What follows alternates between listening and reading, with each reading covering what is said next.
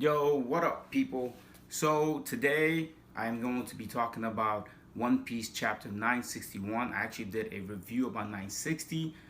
I made a whole video, like two videos, all got messed up, and it's kind of too late to post it up now, but I'll give you a really quick rundown of what I thought about it. I definitely like the way Oda actually showed Oden. The things that they kind of made him look like, I would say, before the whole story, before how Odin got shown, the whole time he got hyped up so much, I really thought, okay, he might be like a older, wiser person, but then they show him like being a delinquent, and honestly, I actually like that better. I like showing him at a young age from 1 to 18. Well, at least they tell us a story about what he did at each age, and the current backstory is 18. I believe Oda said it was 39 years ago. Then he retracted and said it's actually 41 years ago. Because I was about to say 39 years ago was the God Valley battle, and I would assume Odin was there. So that would make, if Odin was in the battle, that means he fought the battle when he was like 22 years after this backstory. Um, besides that, so far Odin, it seems like everyone in town respects him, even though the men don't like him in a way because he's like very macho. She's kind of like Frankie or Senior Pink type of person. He's very manly. So that's that about 960. I'm not gonna go too much into it. We did see about Denjiro, and people wonder who Denjiro could be, and I thought that I saw the water Jumanji on the shoulder. It looks like it, so I'm assuming that it could be Zoro's master's brother. Because Zoro's master could have been around the age of 12 or so at that time. So it could have been his older brother maybe, and maybe he stayed back to fight Kaido when Kaido invaded or something like that, and then he possibly, we don't know. So besides that, Kishiro there. So he could have been Kishiro's older brother maybe, or somewhat related to Kishiro.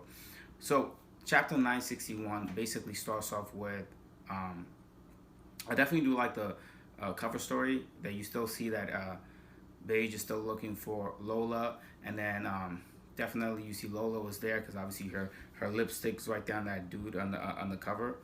Besides that, you go straight into the monster, the boar. The boar's father is basically father or mother, whatever. The monster, the mountain god is there, and you see that Odin said, you know what, I'll take care of it. Man realizes that the boar ate Tesoro. He goes in and he starts attacking, and he got easily wiped out basically.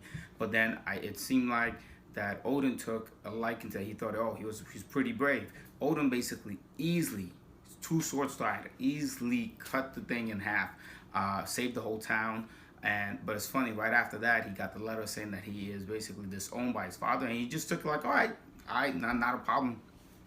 He goes, peace out, I'm out of here.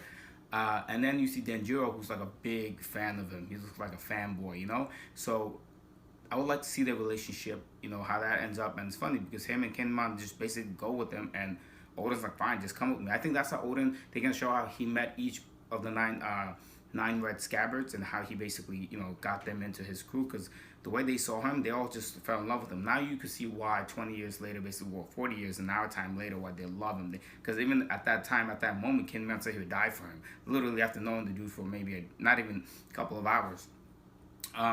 But the biggest thing, the whole story that chapter is what I expected it to be, that Odin saves everyone, and the whole town is kind of like happy with him and whatnot. But the end, I did not expect that, where you basically see Yasu, and if I'm pronouncing his name right, well, that's I haven't watched the anime at that point, so I don't know how you say it. So Yasu, basically you see him, and he has a little worker, like a servant boy for him, and that guy is Ochiro.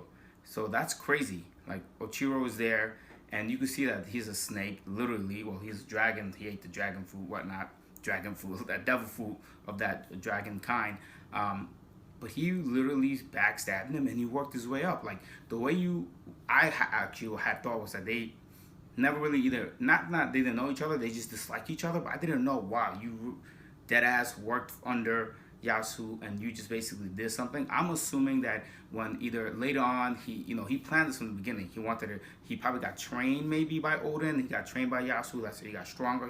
He somehow possibly stole a devil fruit and became who he is today. And maybe he probably worked his way around, and maybe he did some sort of betrayal and got Kaido. Maybe he's the one who invited Kaido into Wano. Maybe he did something to Kaido, worked something out. Because I kept thinking this whole time, why is Kaido in Wano, but you still got a Shogun in Wano? That doesn't make sense to me. Wouldn't that entire thing be your territory? So they probably made some sort of pact or whatnot. I'm sure Kaido could easily wipe out Ochiro and one of his, his whole whoever serves under him, but he doesn't want to go into that type of battle. So I am assuming that later on we're gonna see how he basically betrays Yasu, how he throws him out, and how Yasu just loses his power and whatnot, and eventually how he meets Kaido and possibly works out some sort of deal with Kaido to give him the Shogun, and how he betrays Oden and everybody. But now it's getting really interesting. So hopefully this wasn't too long and I didn't ramble on a bit, but I'm gonna try to do a review every chapter, inshallah, every chapter that comes out. I've just been really busy. I haven't posted a video in like a week or so, but hope you guys enjoy. Please subscribe, like, share, comment down, and definitely join my crew. All right, peace out.